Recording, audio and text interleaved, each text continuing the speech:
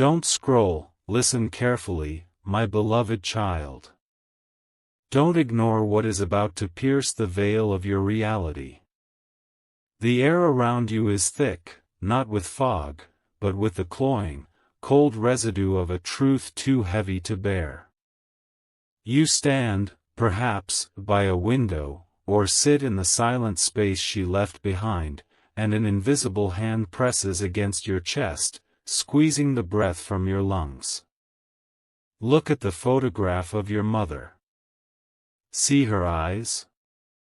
They hold a luminescence that was meant to burn for decades more, yet now, they are frozen in time, a shrine to a life abruptly extinguished. You have mourned.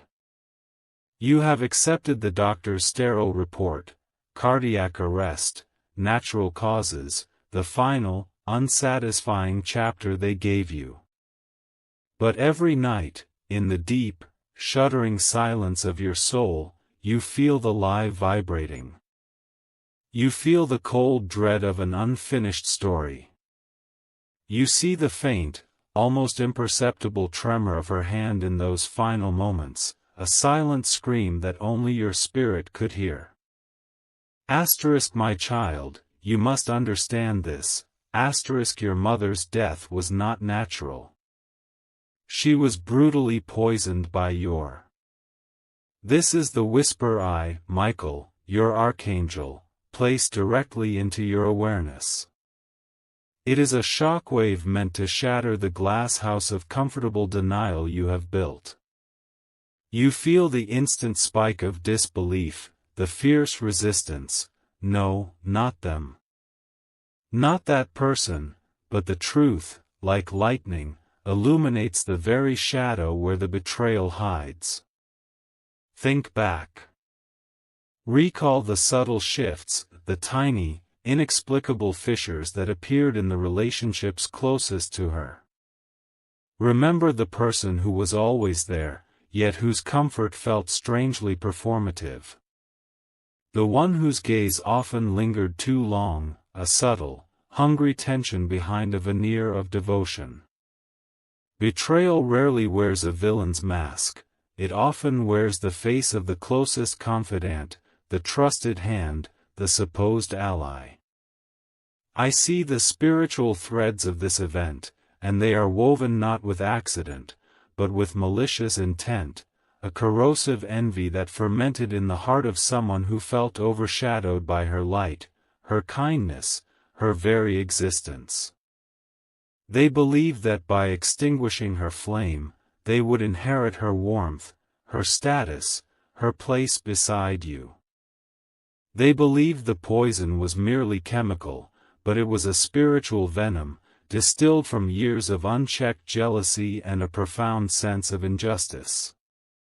You carry her DNA, not just in your body, but in your light. The poisoner knows this. They watch you now, offering solace, studying your grief for signs that you suspect the truth. They are closer than you dare to imagine, perhaps offering you tea or a supportive arm. This proximity is their shield, and your greatest peril. The natural world has its laws, and the divine world has its decrees. When a life is taken through treachery, the spiritual resonance is immediate and violent. The veil thins. It is why you feel restless, why you are drawn to this message now. Your mother's spirit, now unburdened and soaring, cries out for justice through the channels of light that connect us. I am here to deliver that mandate. I am the executor of God's perfect, terrifying justice. You are about to enter a chapter of your life where you must trade innocence for vigilance, and passive grief for righteous action. This is not a time for self-pity, but for mobilization of your spirit. The poison that took her life must be spiritually neutralized and the hand that administered it must be unveiled. Do not fear the enormity of this task. You do not walk this road alone. My sword is already drawn, held steady above this situation. I only need you to open your eyes and consciously choose to see the truth I am revealing.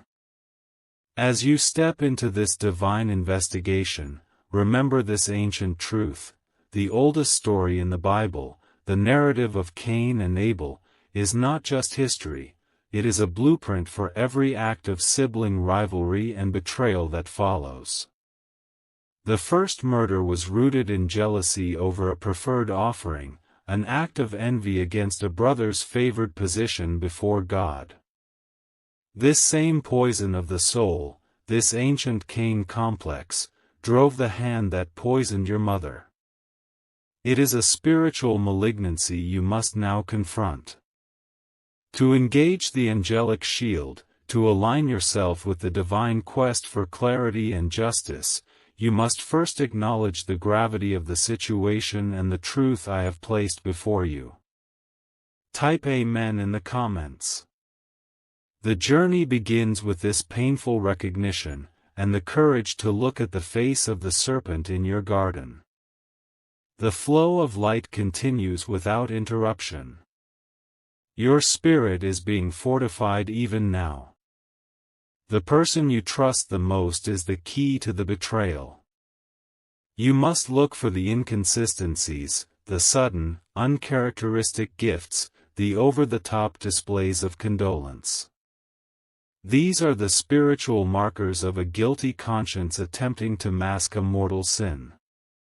The revelation I placed in your spirit, that your mother was poisoned, now sits in your mind like a shard of ice, refusing to melt. You are wandering through your days, performing the rituals of life, but everything is tinted with this dreadful new knowledge. You observe the world differently. Before, you saw friends and family, now, you see suspects. And the deepest pain, the most profound shock, is beginning to coalesce around a single figure. She was brutally poisoned by your closest confidant, the one who envied your mother's light above all others. This is where the truth cuts deepest.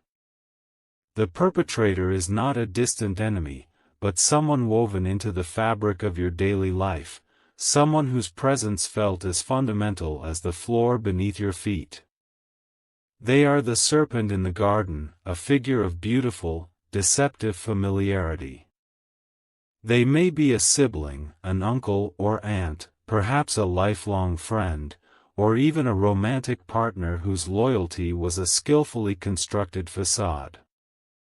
Their motive was not gain of wealth, though that often plays a part, but the gain of position and the extinguishing of a superior rival. Envy is a slow-burning fire that eventually consumes its host and demands a sacrifice. Your mother, perhaps unknowingly, possessed a purity of spirit, a magnetic kindness, or an effortless grace that the poisoner coveted. Every time your mother shone, the perpetrator felt their own light dim. This feeling of being second best, of perpetually standing in the shadow of a woman they could never truly be, became an unbearable spiritual acid. Think about the dynamics between them. Were there moments of forced laughter, of compliments that felt too sharp, or of sudden, disproportionate emotional reactions?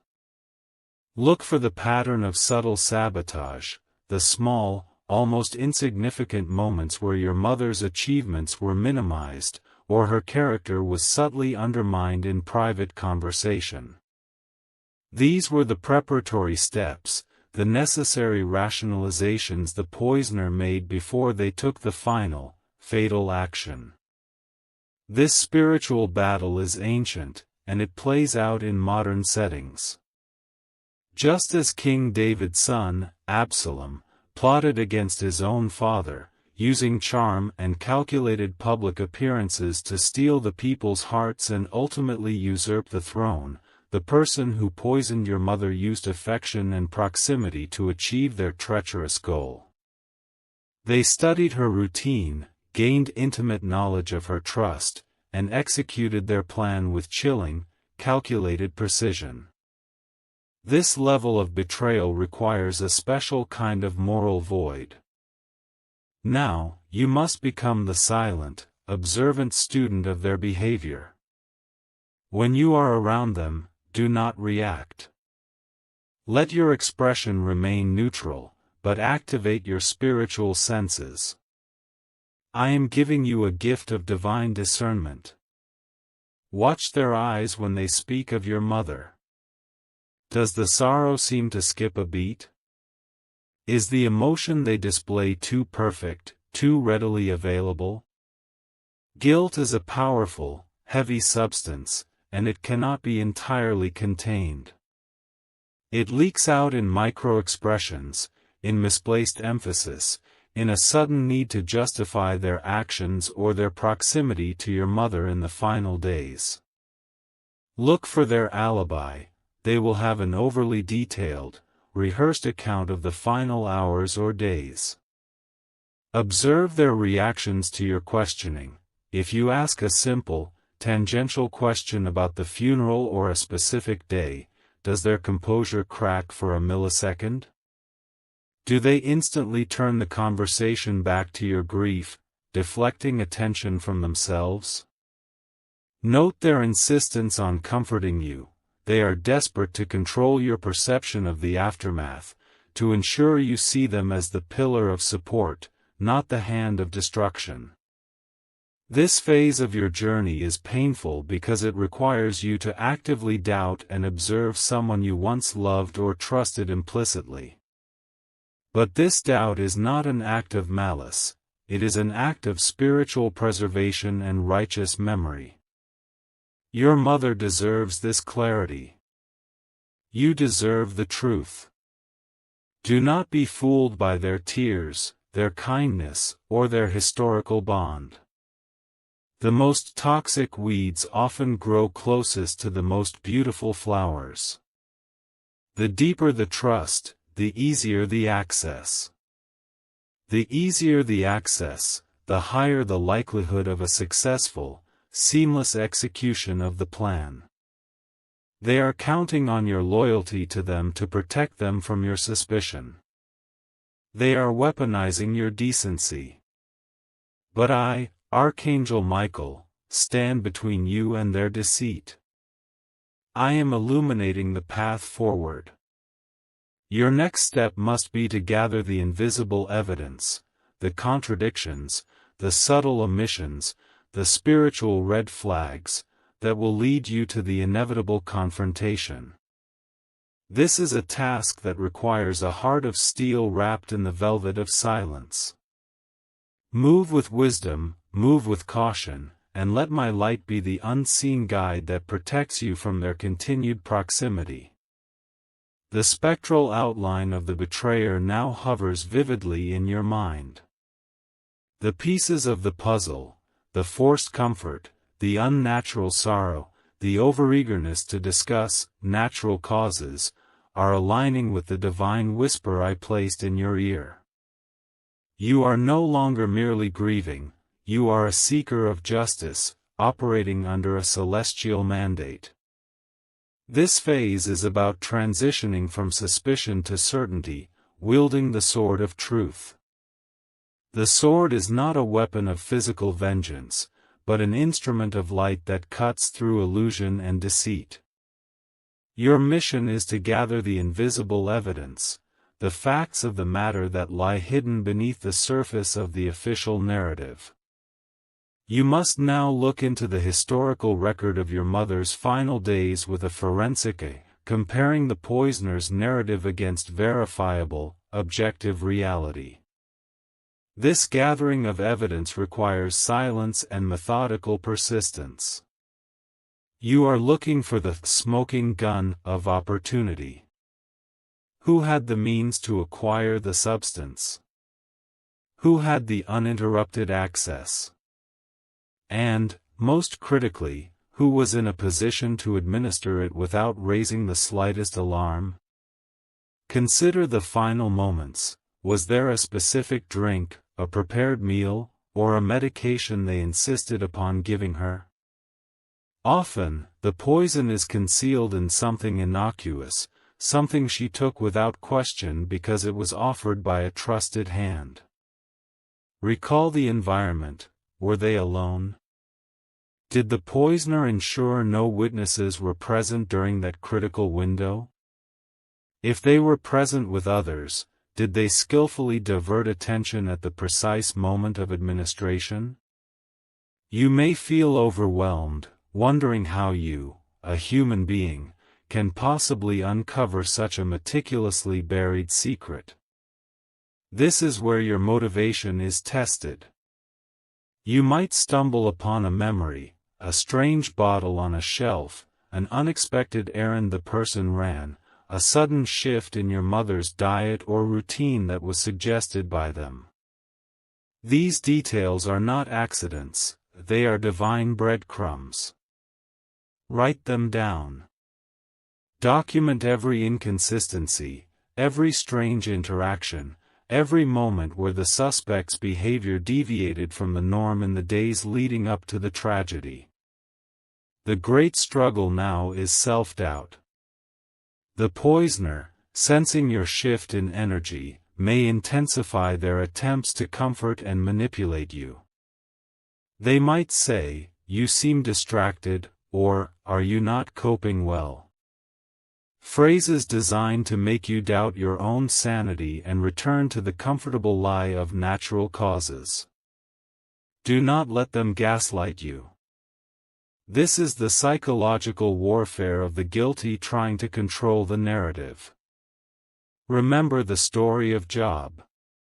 His suffering was immense, and his friends offered counsel that was ultimately designed to make him doubt his own righteousness and God's plan.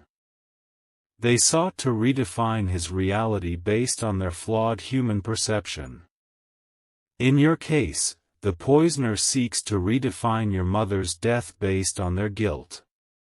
Your spiritual resilience, your rock-solid faith in the truth, is your only shield against this manipulation.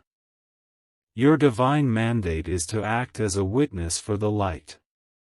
You are not seeking revenge, but clarity and restitution, the setting right of a profound cosmic wrong. The archangel's power flows through truth, not through violence. To ground yourself and strengthen your resolve, turn to the example of the historical fact that underscores all truth-seeking, the creation of the Septuagint. When the Jewish scholars translated the Hebrew scriptures into Greek, they did so under a unified mission, to convey the divine truth accurately to a broader world. They undertook this massive task with painstaking diligence and focus. Your task now is similar, to translate the chaotic reality of your mother's death into the undeniable truth of a deliberate crime, not for the world, but for the clarity of your own soul and the memory of your mother. Do not allow the fear of the consequence, the fear of confronting this loved one, to paralyze you. The truth is heavy, but carrying the burden of a lie is infinitely heavier. The evidence you gather, however small, is the weight you need to tip the scales of justice. Let this motivation fuel you. You are fighting not just for your mother's legacy, but for the purity of your own future, free from the shadow of deceit. The truth is a process, not a sudden flash. You are constructing a spiritual and factual edifice of certainty, stone by stone. Move cautiously, speak little, and watch everything. The confrontation is coming, but you must be fully prepared. The time for silent observation is ending. You have gathered the fragments, the uncharacteristic anxiety in their eyes, the over-rehearsed alibi, the strange object, the subtle control they exerted over your mother's final environment. The cumulative weight of this evidence, spiritual and temporal, has solidified the painful, undeniable certainty: they did it. Now, you stand at the precipice of the unmasking and uprising.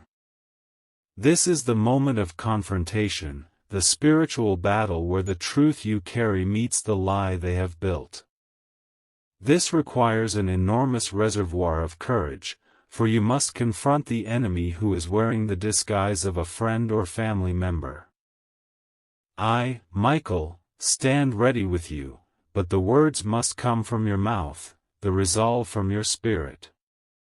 The goal of this confrontation is not to seek a confession, the guilty rarely give one freely, but to shatter their composure, to force the lie to crumble under the sheer, pure weight of your righteous certainty. Choose the moment and the place carefully. It must be private, controlled, and safe. You are not seeking a physical fight, but a spiritual and psychological victory. Look them in the eye of the serpent you now clearly see, and speak the truth, simply and without malice or hysteria. You might begin by recalling a specific, verifiable detail they cannot deny.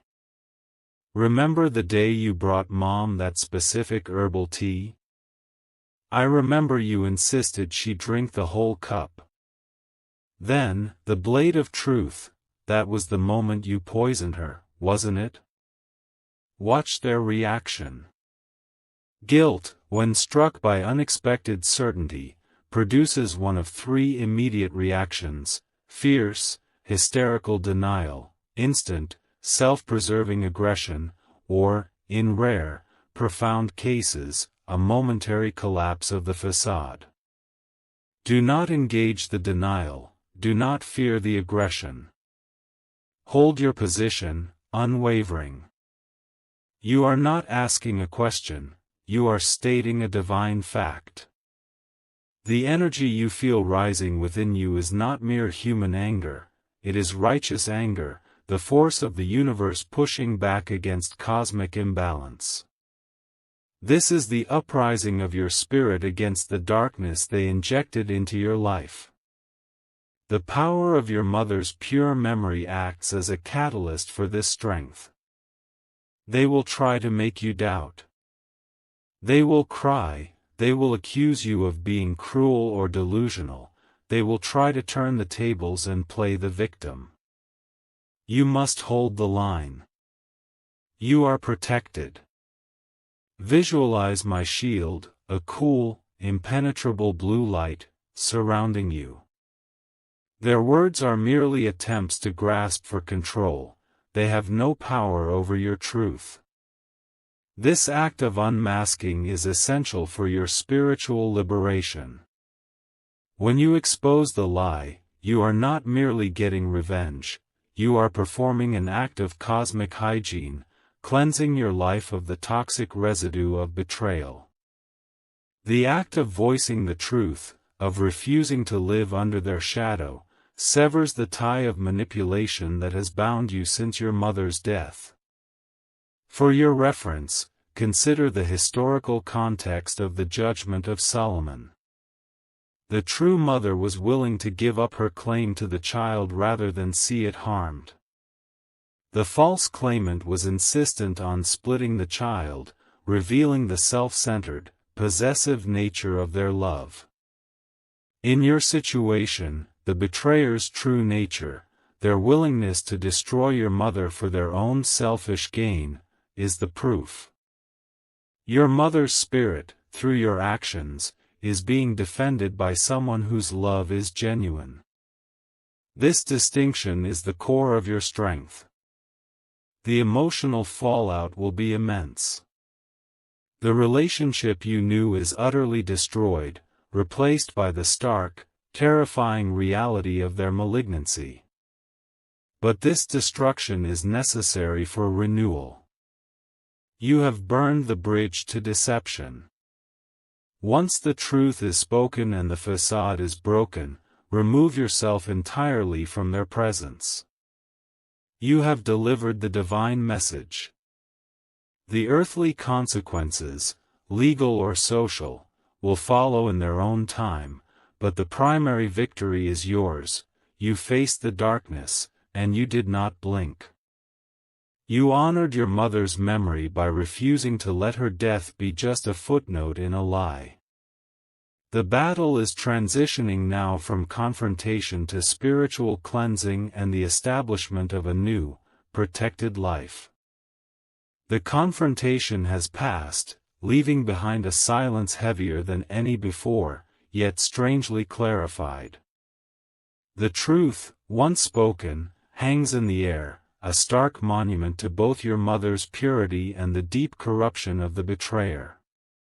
You feel the raw, open wound of loss combined with the intense relief of having expelled the poison of deception from your spirit. Now begins the final, essential phase, the Archangel's vow. You must understand that the unmasking of the betrayer is only the prelude to the spiritual cleansing. Malice is a residue, betrayal leaves energetic scars.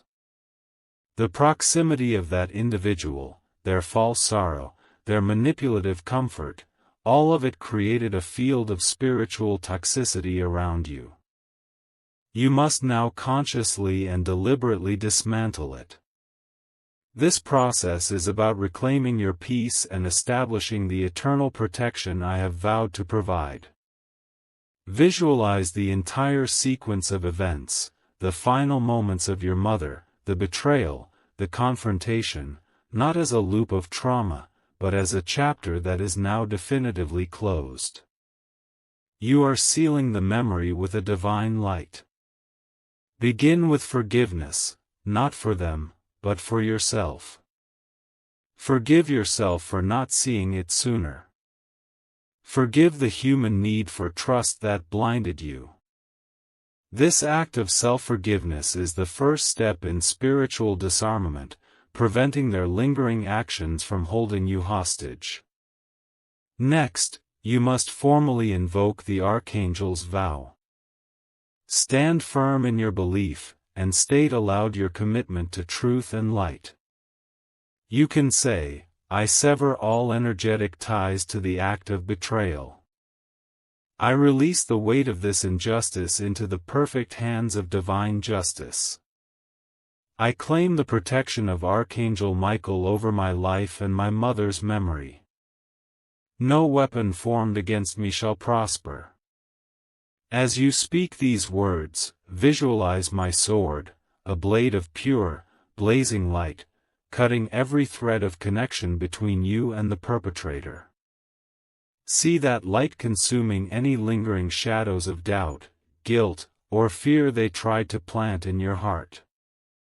You are now cloaked in an armor of truth, impenetrable to their future manipulations. This victory is profound because you have passed a crucial spiritual test. Many souls, when faced with such an agonizing truth, retreat into denial or collapse into victimhood.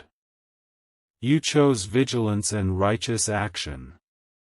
You honored the divine light your mother represented. Recall the historical context of St. George and the Dragon.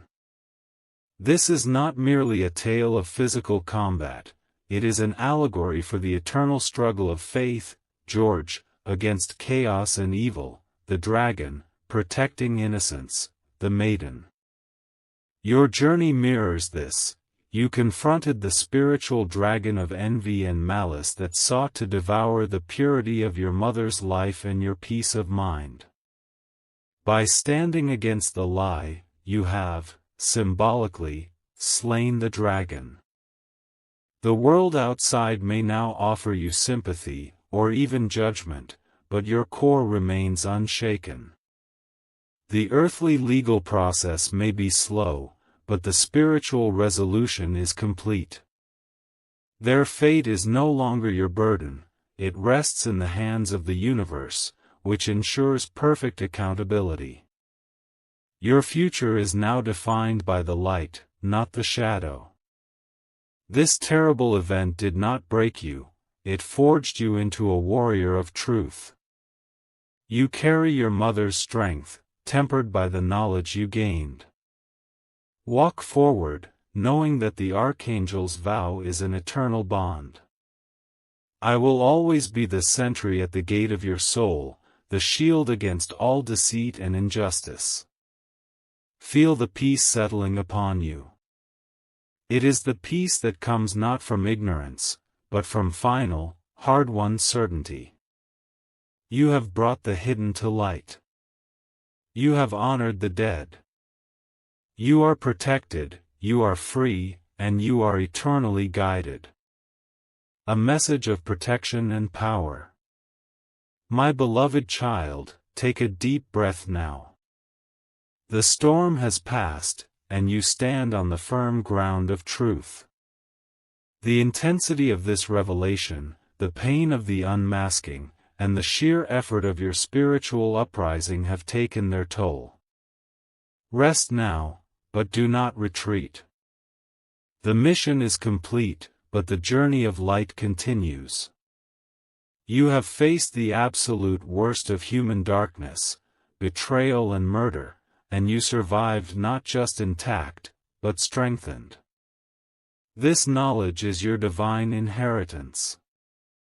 I want you to understand the power of your response. You were given the truth, and you chose to act on it. This courage activates your own innate spiritual defenses, making you less susceptible to future deceit.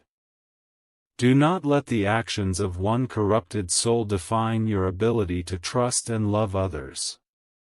Your mother's memory is one of light, and you must honor that by radiating light, not suspicion.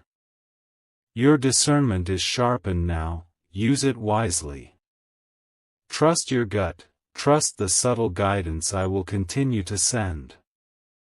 Your life is precious, your purpose is immense. Every day you live in truth is a tribute to your mother. Walk with your head held high, knowing that the shield of the Archangel covers you. The darkness may test you, but it will never consume you. If you feel the powerful connection of this truth, if you are ready to claim your divine protection and walk forward in clarity, share this message. Subscribe only if you feel drawn to uncover secrets long hidden in Scripture, to walk under the shield of unseen angels, and to search for truths that many say should never be revealed. Type Amen in the comments to seal this vow and affirm your commitment to a life lived in truth. I am Michael, and I hold the line.